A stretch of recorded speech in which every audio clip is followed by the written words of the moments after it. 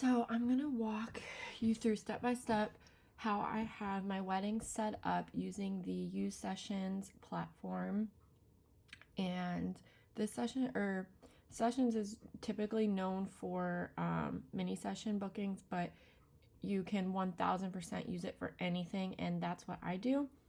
So let's dive right in, I guess. So this is my website.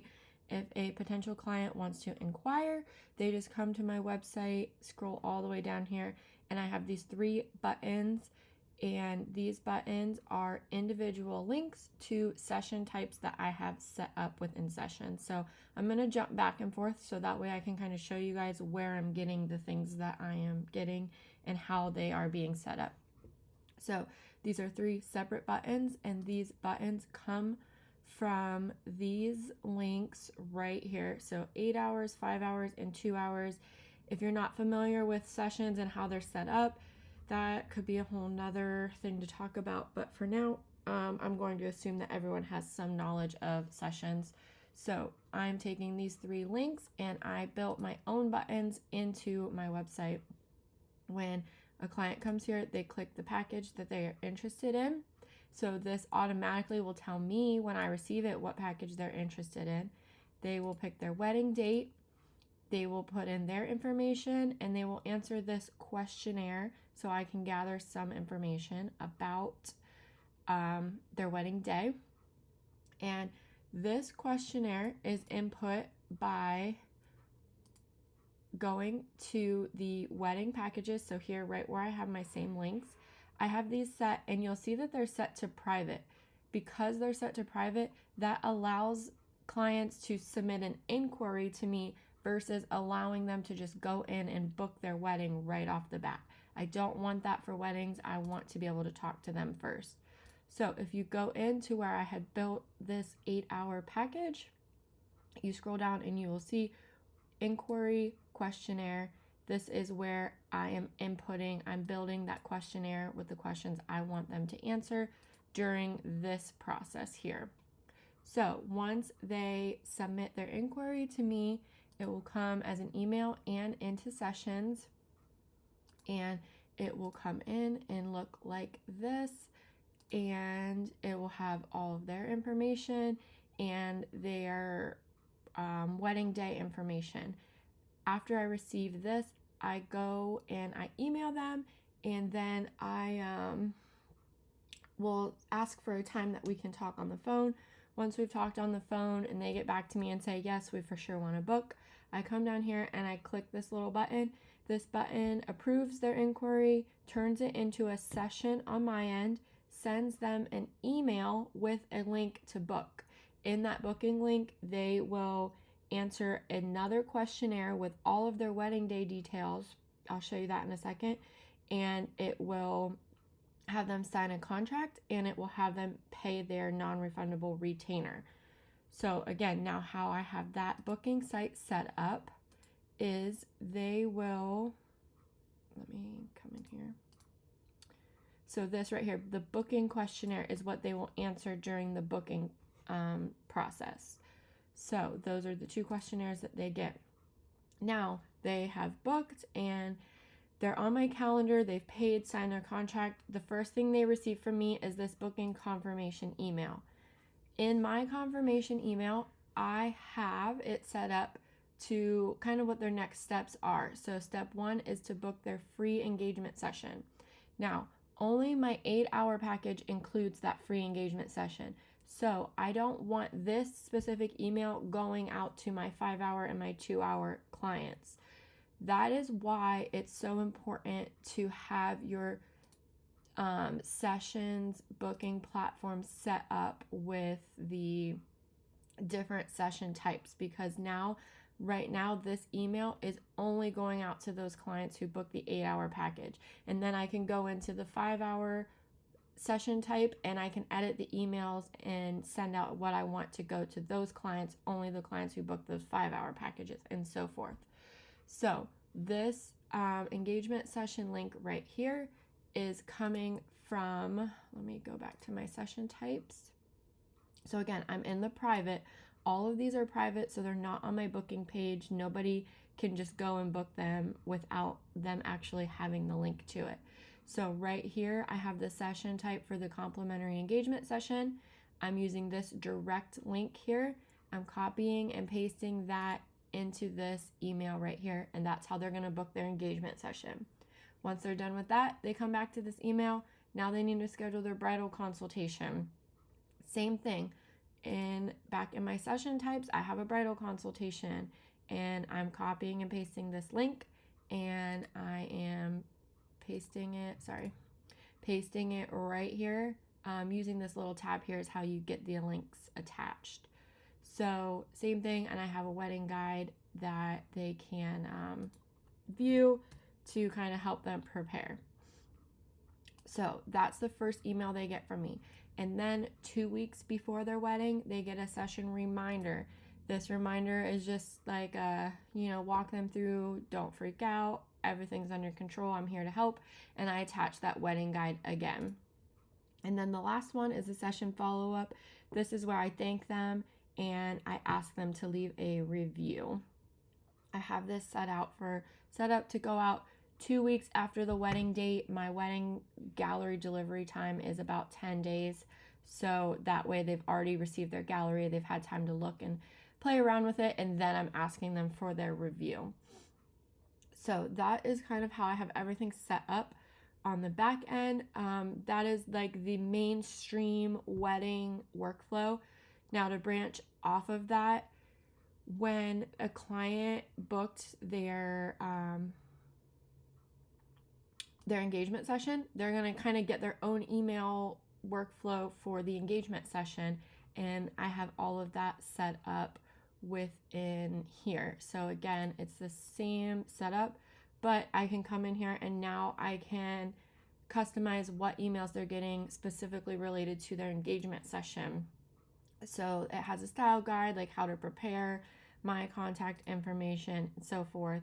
And again, the reminder and the follow-up thanking them and so on.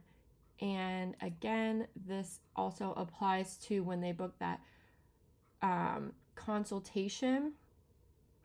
I think this one is important because I can go in and they're getting a separate workflow based on their consultation now.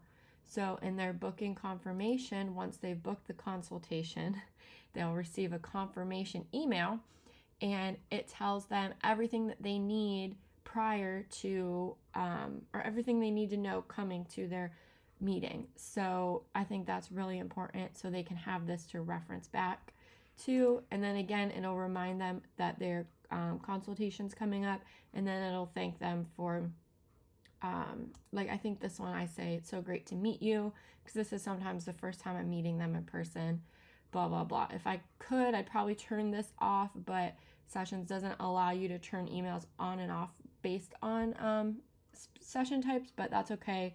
It's still just another way for me to say thank you for choosing me. Thank you for coming, really show them my appreciation. And these same steps go through each wedding package. So again, so if someone books a 5-hour wedding package, they're coming to my email, they're hitting this 5-hour button, again, choosing their date, and then answering the questions, and then it tells me when it comes in that it's a 5-hour package. And I have, here's the inquiry that the questionnaire they're answering during their inquiry, and then the questionnaire they're answering during their booking. And I have the contract that they're going to sign. And up here is where I have all the detailed information, the package and fees and how much the retainer is and all of that stuff. But then again, now down here, their booking confirmation looks a little bit different because it does not include that free engagement session. So this one, their step one is to schedule their bridal consultation, and I'm using that same link I did before. View your bridal guide, which I have attached down here. And then this one for a step 3, book an engagement session by clicking here. And I put, this is optional, but great for wedding invites. And then I even give them a discount code to save $100 off since they are booking their wedding with me. And maybe that will give them an incentive versus skipping the engagement session to go ahead and book that now and say, why not do it? So it's kind of giving them a push that if they want to do that engagement session, it's there, but it's a different link. So that is the other thing I want to show. So this engagement session link is not the same one that was in my last one, because that last one is free. So, and you will see, so for this 5-hour email package, their link is, let me find it here. Sorry, I have so many. So here's the first one that I use. This is the complimentary one. So this is the free one, only used for that 8-hour package. Now for this 5-hour package, because it's not included, I think actually it's just the couple session up here. So it's this link, but then they can, which would be my standard pricing for couples, engagements, maternity, whatever that looks like, where it's just 2 persons, not a family. So this link is in that email, and then let me see, where's my, oh, did I get out of it somehow? Yeah, I did. Okay, so I'm using this link here, or no, sorry, this link here for my standard coupled session is the link that is in, I actually use it in both of these confirmation emails. So for them to just book a regular engagement session, but I gave them that discount code to save the $100 since they're bundling it with a wedding package. So that is kind of it. And again, the reminder and the follow-up. Okay, so let's go into the emails. So the emails, as I saw you can customize them for each package. That's what I was doing to put those custom emails in. But here is where your like generic templates can be if you want something generic. But for weddings, I feel like it's better to customize them per the package type. But the main reason I want to show you this is because of the payment reminder email. This is important because this is what's going to remind your client that they have a payment coming up. So I have this set to 2 days before the due date. So 2 days, for me, they're required to pay the day before their wedding. So this will go out 2 days prior to that due date. So that means this email is going out 3 days prior to the wedding. So if that makes sense. So this is a reminder, not like a due now type of email. Okay, so I have this set up for that, and then when you come over here to payments, this is where you put in your actual due date. Unfortunately, you can't customize this for different session types. I think that was on one of the things that they're working on for their list of requests. But so this is standard throughout all of your portrait and event packages. I just always, for everything, require everything 1 day before the session date. So this is your due date. This will send out an email saying your session is, or your payment is due now. So this one is telling them now your payment is due. This email is based off of the session date, whereas this payment is based off of the due date. That is the difference between the two. Some people get that confused, but I just wanted to kind of add that in because I know your payment reminders and emails are part of that wedding workflow. You want to make sure all of those things are going out so that you can get paid. So that is the difference between the two. This email goes out based on this date. So this one comes in on the actual due date saying your payment is due today.